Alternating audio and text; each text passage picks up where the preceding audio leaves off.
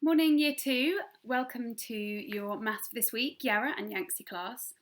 Now, this week's topic is again all about shapes. I know we've already done shape in our home learning, so we're going to do a bit more today and this week, and hopefully it'll be a new challenge for you. So, the first lesson that you're going to see is about 2D shapes, so flat shapes, usually kind of a picture of a shape. So I've drawn these shapes for us to have a look at.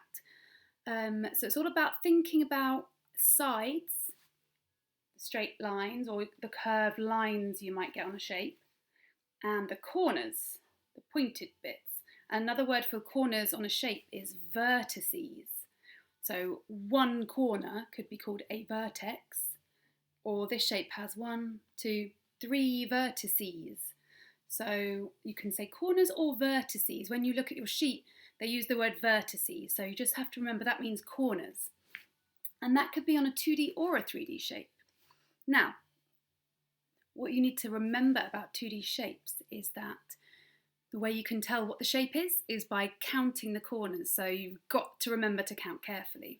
Now, one way I find it useful to do it this way so that I don't kind of count a corner twice or count a side twice. So if I was counting this rectangle, I would start with this corner, 1, and I keep that finger there while I count the other corners. So let's hold it like this. 1, 2, 3, 4. And because I've kept this finger on this corner, I know I don't need to count that again. I've already counted it. And I could do the same if I was counting the sides. Keep it here. 1, that's the first side. 2, 3, 4. So that's how I count really carefully to find out which shape it is. And on lesson 1, they're also asking you to create your own patterns using shapes. So I'd be very interested to see what patterns you come up with. So Mr. Pell and I will look forward to that. Now lesson 2 is about 3D shapes. So I've got a few 3D shapes here to look at, and again it's about the language we use to talk about 3D shapes. What parts do they have? What do we call them? So here's a 3D shape. I wonder if you know the name of this one. It's from a crystal growing kit that I had. Do you know the name of this shape? It's got lots of square faces. So the flat parts, actually they're not always flat, but the kind of wide space parts on a 3D shape are called their faces. So these faces are all squares. The shape of the faces on my shape are all squares. So this is a cube. It's a 3D shape. It's like a 3D square, basically. Everything is a square. And again, we're talking about the different parts of it. So let's have a look again. I've got another 3D shape here. It's a cricket ball. So does anybody know what this is called? Now this has actually got a curved face. So the faces on 3D shapes are not always flat. And I've also got this. And this is a cylinder, in case you didn't know. This has got 1 curved face and 2 flat faces each end. So we've actually got curved face and 2 flat faces. The flat faces are circles, and the curved face is kind of like a big curved rectangle all the way around. So you might want to find some 3D shapes around your house to help you with this activity. It's much more helpful if you can actually see the corners, the vertices, see the faces and count them yourself, holding your finger on the one you've already counted.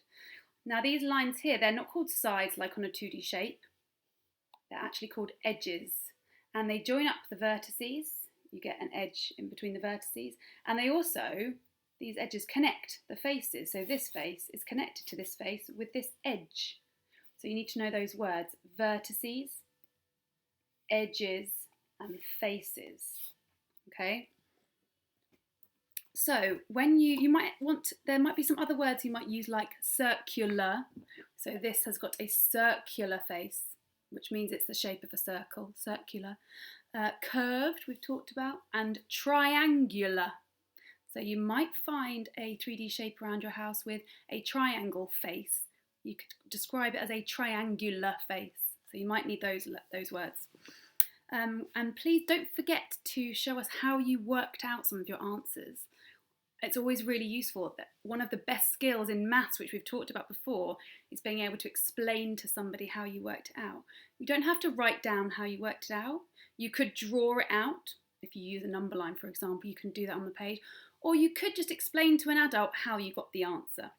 So explaining how you got an answer is a really good skill in maths. We call it reasoning, your reasoning skills.